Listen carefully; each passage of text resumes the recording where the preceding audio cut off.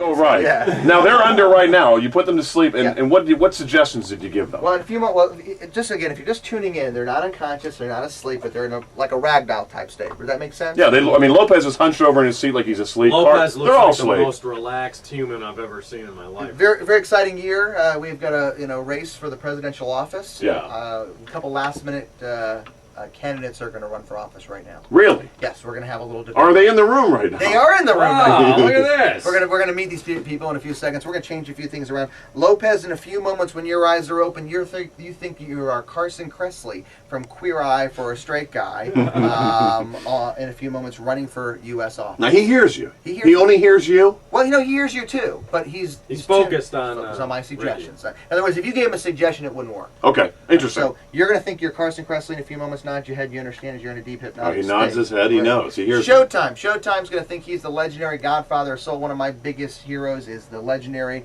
James Brown. Oh. James Brown. I think he's James Brown. So anything related, any question, he just mumbles and whatever. He thinks he's James Brown. Yeah. Let's see here. Carlos. Carlos, you are a Falcon cheerleader. That's right. You're, and everything, every time we ask you something, you have a cheer.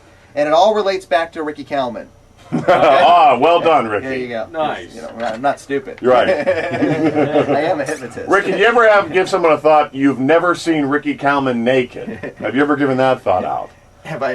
Yeah, right. After a show late at I had night. a lot of fun in college. Oh, right. My wife doesn't know we're married. Right. Anyway, so when I open up your eyes, Carlos, you think you're a female cheerleader, and so anytime you try to talk to somebody, the vocabulary that comes out of your mouth is like a cheer, and it's all about Ricky Kalmon. You understand? Nod your head. No matter what question we ask. He's nodding. On the count of 3, open your eyes, gentlemen. Come to the microphone. This is your time to use to plead your case for presidential office. Excited about being here, and you'll become these people. 1, take a deep breath. 2, all the way up in your seats, all the way up in your chairs. Another awake. And 3, open your eyes. Stand up. Come over here to this mic. We're very excited to have these individuals. Want to introduce them real quick. I feel good. Okay, great. Well, I'm glad you're here. James Brown is Ladies and here. gentlemen, James Brown, everybody. It's a Falcons cheerleader. A Falcons cheerleader running for office. How did that happen? How did a Falcons cheerleader run for office or get nominated? Everything feels so good. Ricky is the best. I want to be He's doing cheers. He's doing like high kicks. He's dancing. He's Ladies and loving gentlemen, it. the legendary Godfather of Soul running for office, Mr. James Brown. I feel good. What's that? Yeah. I like James Brown, but Ricky's He's dancing around. Carlos can't stop dancing. And ladies and gentlemen, from the hit show Queer Eye for a Straight Look Guy, at his wrist. it's Carson Kressley. Batman. Bitches wild in here. Okay. So let me ask you, you're running for office. How do you feel about this? I don't know about these fools, but I think we're making great strides in California right now. Nice. I think I can make it spread nationwide. Spread. No, hold on. Calm down there, cheerleader.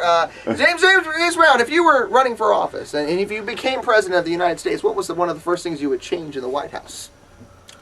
The staff. Make them jump back, want to kiss myself. Carson, what's one of the things you would change in the Oval Office?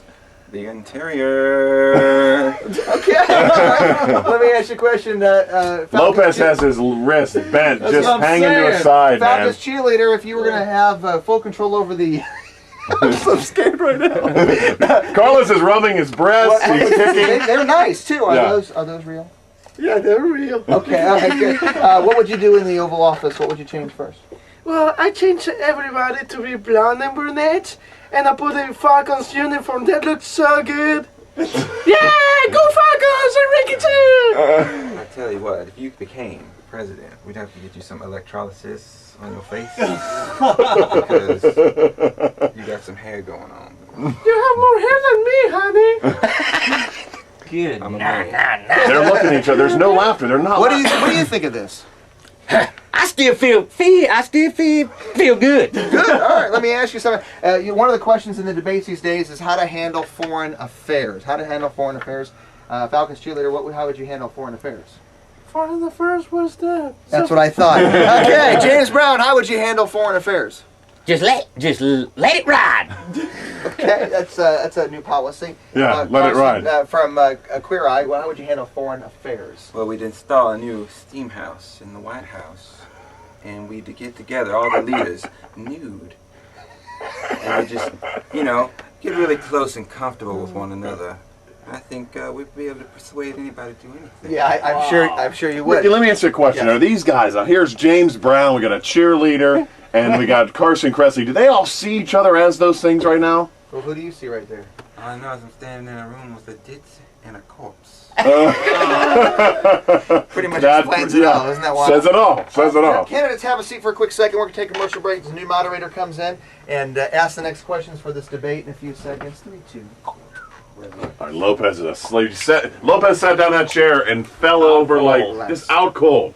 Amazing. Carlos is gone. He's out cold. Showtime's unconscious. I love it. I can't stress this enough. It's like I'm talking about the show Third Party. If you come to the Punchline tonight, this weekend, you are going to see a totally new perspective on every possible thing, and to see it and experience it is everything. Yeah. And it's so cool if you know somebody up there.